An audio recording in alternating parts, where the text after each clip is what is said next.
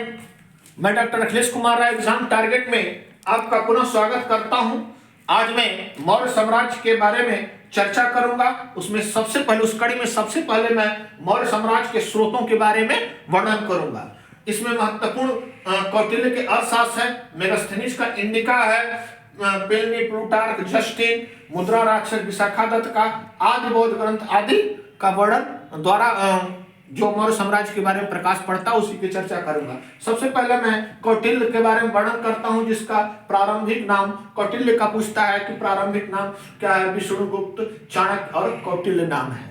कौटिल्य को ही भारत का मैकियावेली कहा जाता है। पूछता है कि किसे भारत का मैकियावेली कहा जाता है, तो कौटिल्य को भारत का मैकियावेली कहा जाता है। नेक्स्ट प्रश्न आता है कि अर्थशास्त्र को किसकी रचना है, तो कौटिल्य का। किस पे लिखा गया है, तो राजनीति और लोक प्रशासन पर लिखा गया है पुस्तक है। इसमें किसी शासक का और ना ही पाटलिपुत्र का वर्णन किया गया है। कौटिल्य के अर्थशास्त्र के कितने भाग या अधिकरण हैं, तो 15 भाग हैं, या भाग को अधिकरण कहा जाता है। अब आता है कि द्वितीय भाग में कितने अध्यक्षों का वर्णन किया गया है, तो 26 अध्यक्षों का वर्णन कौटिल्य ने किया है। कितने? 26 अध्यक्षों का वर्णन किया है। मंडल यानी किसमें है, तो 6वें भाग में है, जिसमें सप्तांगों का वर्णन है। सप्तांग पुस्तक, सप्तांग क्या है, तो सप्तांग 7 है। राजा, अमात्य, जनपद, दुर्ग, कोष, दंड और मित्र। अब याद कैसे करेंगे, सबसे आसान तरीका है, किसी भी प्रशासन के लिए एक राजा की जरूरत होगी, तो राजपाट कैसे चलता है, तो एक मंत्री की जरूरत होती है। और मंत्री और राजा कहाँ रहेंगे, तो क्षेत्र में रहेंगे, जिसे जनपद कहा जाता है। जब क्षेत्र हो जाएगा तो बाहरी आक्रमण का भय होगा, तो उसके लिए दुर्ग का निर्माण होगा। जब दुर्ग हो जाएगा तो प्रशासन चलाने के लिए धन की आवश्यकता होगी, तो कोष होगा। जब कोष हो जाएंगे, धन हो जाएगा, तो चोरी का डर रहेगा, तो दंड का आवश्यकता होगी। जब सब कुछ हो जाएगा तो बात करने के लिए या अपने दिल की बात रखने के लिए उसे एक मित्र की आवश्यकता होगी। यही कौटिल्य का सप्तांग है। ऐसे अपने पर ही करके जोड़ेंगे तब भी ये याद रहेगा। नेक्स्ट है कि मंडल योनि हो गया। फिर आता है 7वां, षटगुण में कितने तत्व हैं, तो 6 तत्व हैं। फिर पूछता है अर्थशास्त्र में कितने तीर्थ हैं, तो 18 तीर्थ हैं। तीर्थों को, अधिकारियों को तीर्थ कहा जाता था। अर्थशास्त्र में वर्णित गुड पुरुष क्या है, तो गुप्तचर होते थे गुड पुरुष। फिर पूछता है कि जहाजरानी का सर्वप्रथम वर्णन किसमें है, तो अर्थशास्त्र में है। किसने किया है, कौटिल्य ने किया है। फिर पूछता है उसी में सूत्रों को आर्य सर्वप्रथम किसने कहा, तो कौटिल्य ने अर्थशास्त्र में कहा था। फिर कहता है कि कौटिल्य ने कितने प्रकार की दास की बात किया है, तो 9 प्रकार की दास का बात किया है। और भू राजस्व कितना लिया जाता था मौर्य प्रशासन में, तो 1/6 लिया जाता था।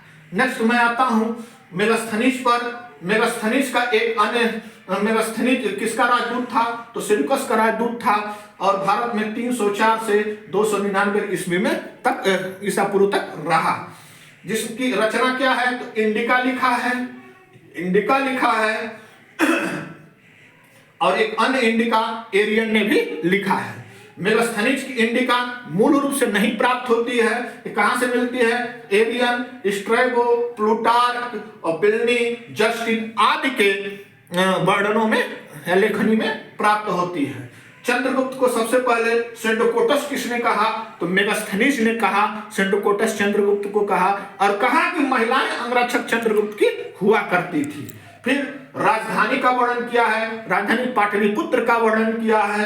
पाटलिपुत्र को कहा कि गंगा और सोन के संगम पर बसा नगर है, और कहा कि यह नगर 80 स्टेडिया यानी 16 किलोमीटर लंबा तथा 15 स्टेडिया यानी कि 3 किलोमीटर चौड़ा क्षेत्र में बसा है।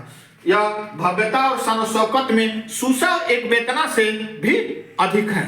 यानी कि सुसा एक वेतना जो यूरोपियों का सबसे शान शौकत भरा क्षेत्र था, तो उसके बारे में ये कहा कि उससे भी इस शहर की शान शौकत बड़ा है। फिर कहता है कि नगर प्रशासन और सैन्य प्रशासन 6 समितियों के माध्यम से चलाया जाता था, जिसके 30 सदस्य होते थे। भू राजस्व कितना था, तो जहां कौटिल्य 1/6 बताता है, वही मेगास्थनीज 1/4 मौर्य प्रशासन द्वारा कर लिया जाता था। फिर उत्तरापथ का वर्णन करता है। उत्तरापथ कहाँ कौन था? चंद्रगुप्त जिसे बनवाया था। यह सिंध को बंगाल के सोनार गांव को जोड़ता है, जिसे उत्तरापथ कहा जाता है। शेरशाह सूरी ने अपने समय में इस पर निर्माण कराकर इसे शेरशाह सूरी मार्ग नाम दे दिया। फिर अंग्रेजों के जमाने में ऑकलैंड जब गवर्नर जनरल था उस समय इसका नाम जीटी रोड रख दिया गया। कितने जातियों का वर्णन किया है? तो 7 जातियों का वर्णन किया है। मेगास्थनीज ने कहा भारत में 7 जातियां थी और कहा कि यहाँ दासता नहीं थी, दास प्रथा नहीं थी, जबकि कौटिल्य 9 प्रकार के दास की बात करता है। फिर कहता है भारत में अकाल नहीं पड़ते थे। पूछता है किसने वर्णन, कौन विदेशी वर्णन किया कि भारत में अकाल नहीं पड़ते थे? तो यह मेगास्थनीज था। इसके अलावा अन्य स्रोत है स्ट्रैबो, जो सेल्यूकस की पुत्री का विवाह चंद्रगुप्त से हुआ, उसका वर्णन करता है। फिर प्लिनी ने प्राकृतिक इतिहास यानी नेचुरल हिस्ट्री की रचना किया था, जिसमें मौर्य के बारे में वर्णन मिलता है। प्लूटार्क जो कहा कि चंद्रगुप्त पूछता है कि किसने वर्णन किया कि चंद्रगुप्त युवावस्था में सिकंदर से मिला था, तो था प्लूटार्क ने वर्णन किया है। प्लूटार्क ने चंद्रगुप्त को एंट्रोकोटस कहा, लेकिन चंद्रगुप्त का 2 अन्य नाम क्या है? सेंड्रोकोटस और एंट्रोकोटस। जस्टिन ने कहा कि चंद्रगुप्त ने सिकंदर के मरने के बाद यूनानियों की दास्ता को भारत से उखाड़ फेंका, क्योंकि चंद्रगुप्त मौर्य ने सेल्यूकस को पराजित किया था। इसके अलावा जूनागढ़ अभिलेख जो रुद्रदामन द्वारा रचित था 150 ईस्वी पूर्व में, और जिसमें चंद्रगुप्त और अशोक का वर्णन मिलता है।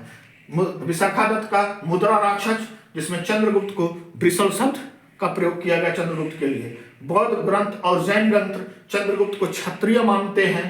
क्षेमेंद्र की बृहद कथा मंजरी से भी मौर्य प्रशासन पर प्रकाश पड़ता है। सोमदेव का कथा सरित सागर से भी मिलता है।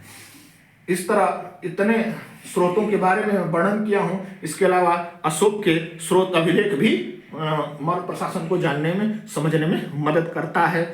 That's all.